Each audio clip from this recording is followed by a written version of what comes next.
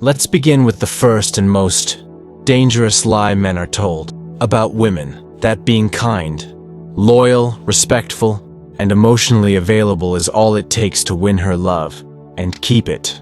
This lie is not just untrue, it's misleading in a way that can deeply hurt a man who believes it. He steps into love with open arms, expecting permanence. He offers safety and stability, thinking this will be enough. And when she pulls away, suddenly, without warning, he is left shocked, confused, and wounded. He wonders, wasn't I everything she said she wanted? Most men will never hear the truth, not because it's hard to grasp, but because it's too uncomfortable to accept. It's easier to believe that love failed because of a mistake, timing, or incompatibility. But the truth? It lives in the shadows, buried, hidden from plain sight.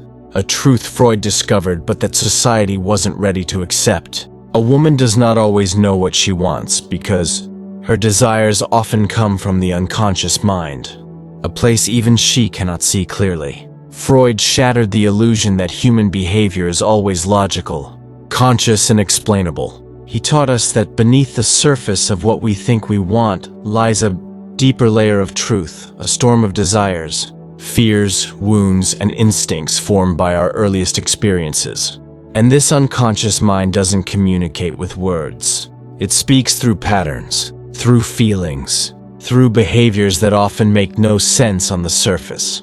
This means that when a woman tells you, "I want a man who treats me well," she may believe that completely in the moment. But if her unconscious mind is wired to crave emotional tension, unpredictability, or power dynamics based on her upbringing or trauma, then the man who simply gives her safety might be appreciated, but not desired.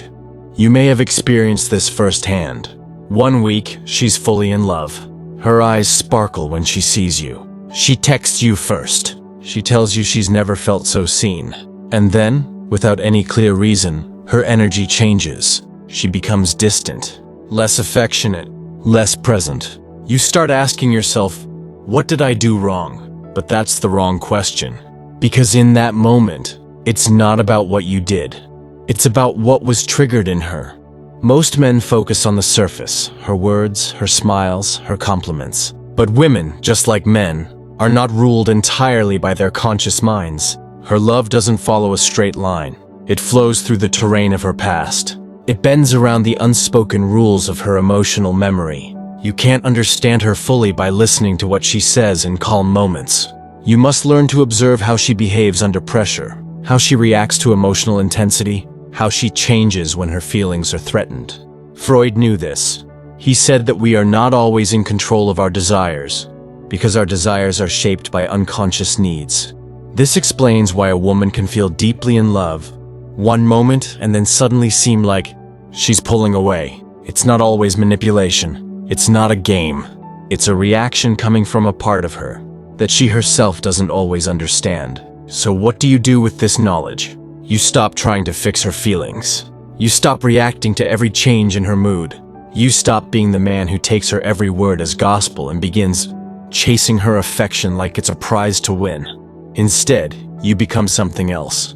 Something stronger. Something still. You become a man who observes more than he explains, who leads instead of chasing.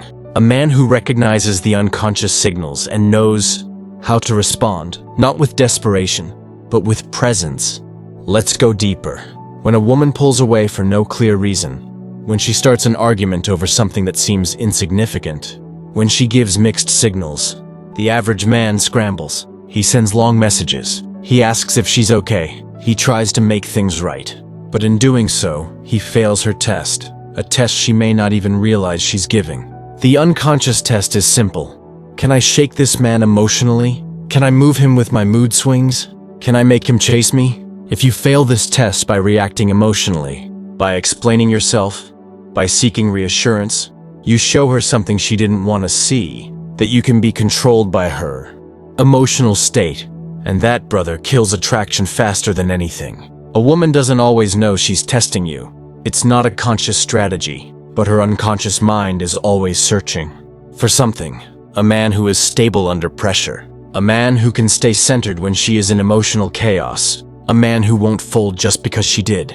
That's why her silence, her anger, her coldness, those are not attacks. They are signals.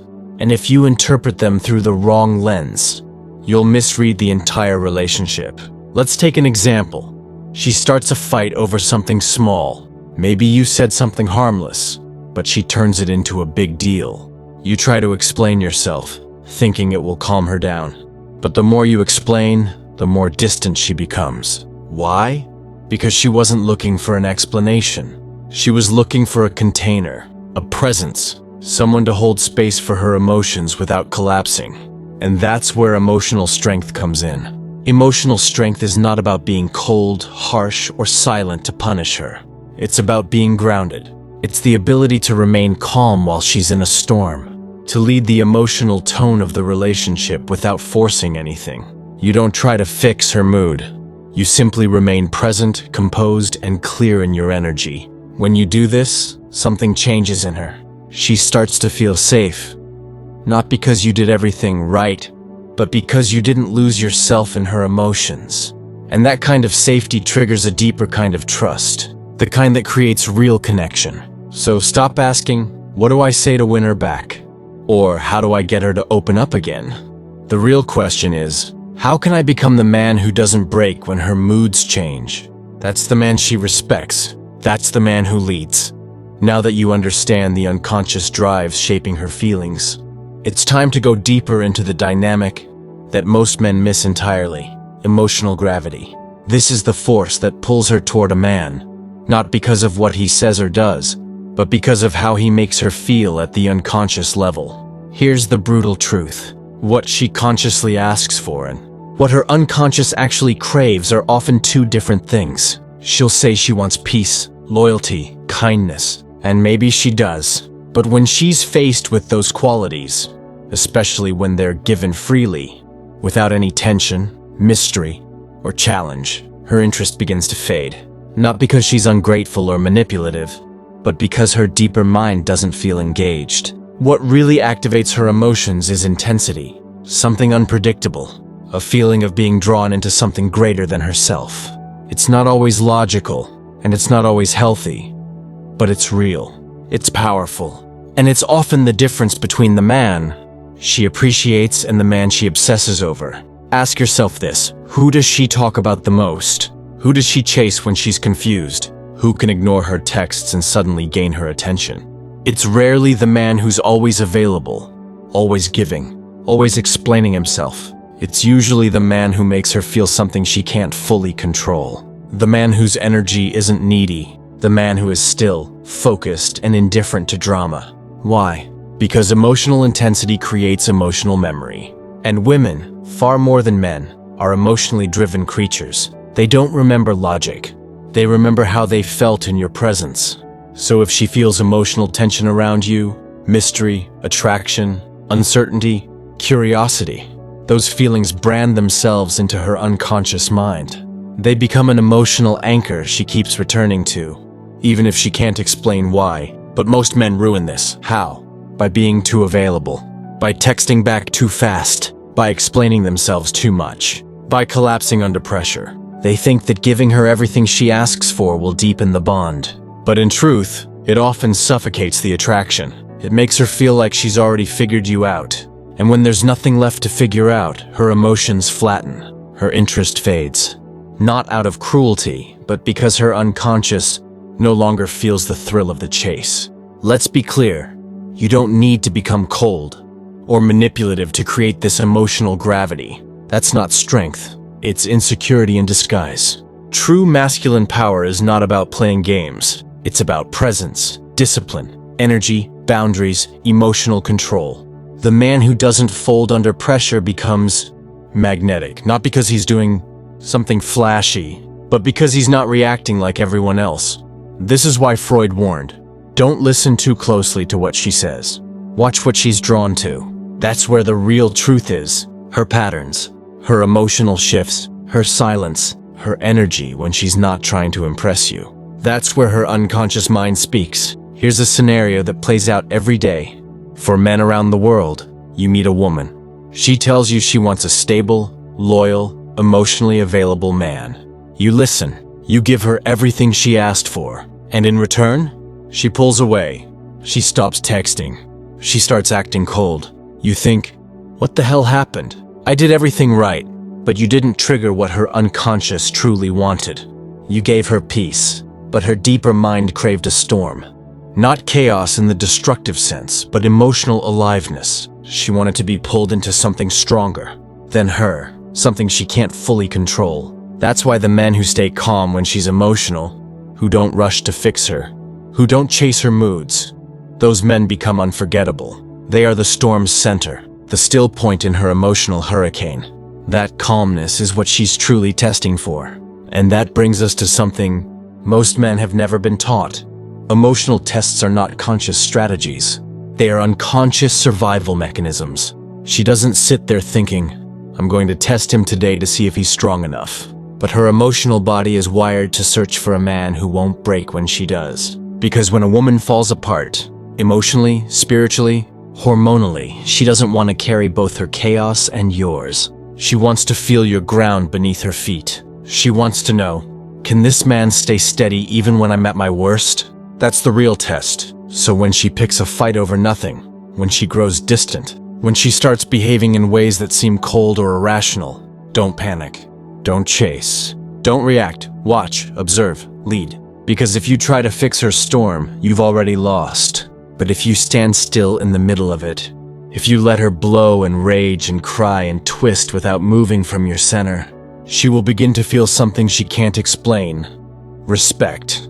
And respect is the foundation of attraction. Without it, love cannot survive. But here's the part nobody talks about. Emotional strength must be practiced. You cannot fake it. You cannot pretend to be grounded while secretly panicking inside.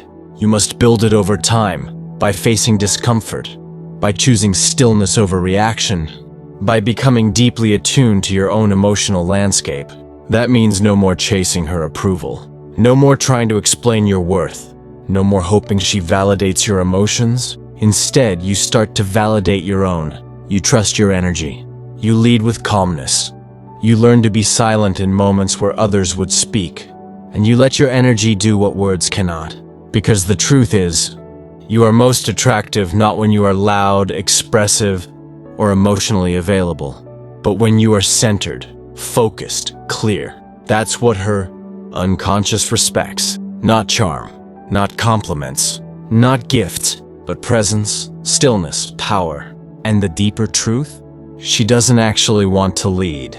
Not in love, not in intimacy, not when it comes to emotional direction. She's been told she should by a culture that preaches independence at all costs, but her body still longs for safety.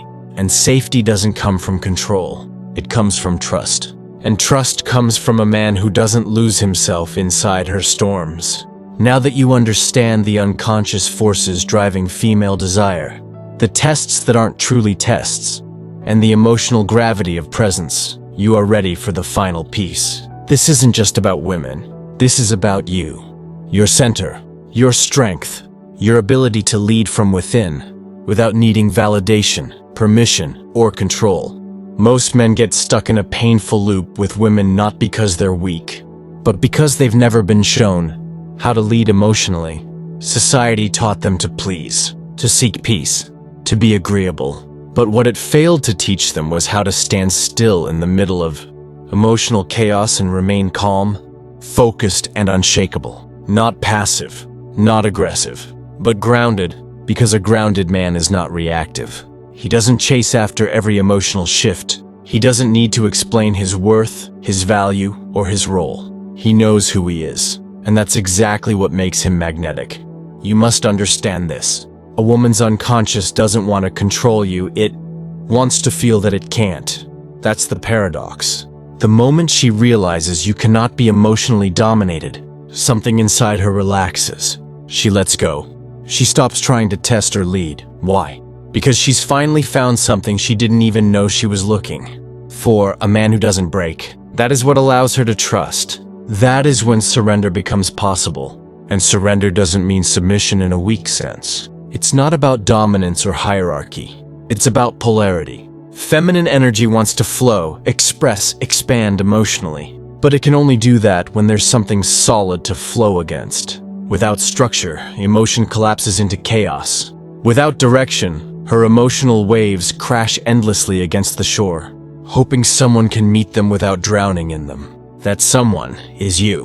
When you stop trying to fix her, stop trying to earn her love, stop trying to explain yourself, you stop shrinking. And in that stillness, she begins to rise. Her respect deepens. Her attraction intensifies. She may not even understand it herself, but it's real. Because for the first time, she feels your frame. And now you're no longer just a man who wants her. You're the man she can trust. Let's go deeper. The men who master this emotional leadership are not the loudest. They're not the most charming. They don't need to prove anything. Because their power doesn't come from performance.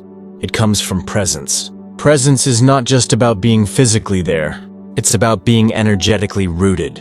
It's the ability to hold eye contact when she looks at you in frustration or fear, to breathe deeply when she lashes out emotionally, to say nothing when she tries to bait you into reaction. Presence is power without force, calm without apathy, strength without aggression.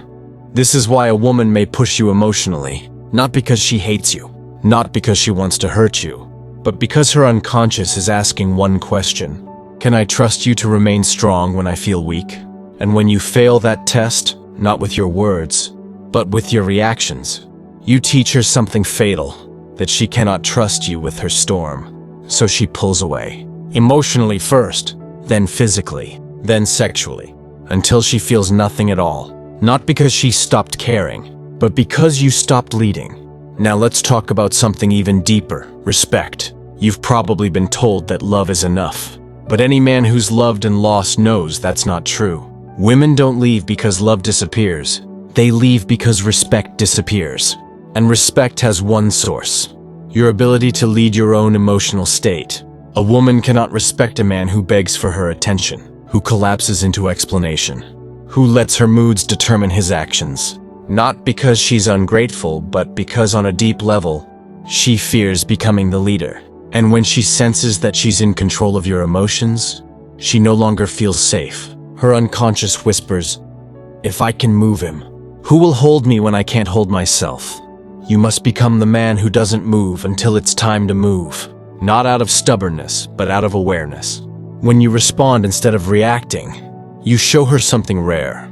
A man who leads with presence, not performance. So the next time she pulls away, don't chase. The next time she tests your patience, don't argue. The next time she's cold, silent, or moody, don't fold. Hold your frame. Stay in your energy. Let your silence say more than your explanations ever could. Because if she's truly feminine at her core, she doesn't want to lead. She wants to trust. She wants to know that you can guide her, emotionally and energetically, when she loses her own direction. Let's clarify one thing. This doesn't mean suppressing your own emotions. It means mastering them, knowing how to feel fully, but choosing how and when to express. That's maturity, that's strength, and that's what separates a reactive boy from a conscious man. A conscious man doesn't need to dominate, he doesn't need to manipulate, he simply leads through presence. And here's the final truth. When you lead emotionally, the game ends. There's no more chasing, no more confusion, no more begging for clarity, because now you see clearly. You know the code behind her chaos. You know that what she says and what she feels are not always the same. You know that her unconscious is drawn not to words, but to emotional reality. And you are no longer the man who gets pulled in. You are the man who pulls. You are the calm center in her storm, the grounded force she can finally relax into. The man she respects, even when she doesn't fully understand why. So when others react, you observe. When others fold, you rise. When others chase, you stand still. And in that stillness, you become magnetic. You become the man she cannot shake, the man she cannot forget, the man she follows, not because you've forced her, but because your presence is the only thing strong enough to hold her storm. And in that moment, brother, you no longer seek power, you become it.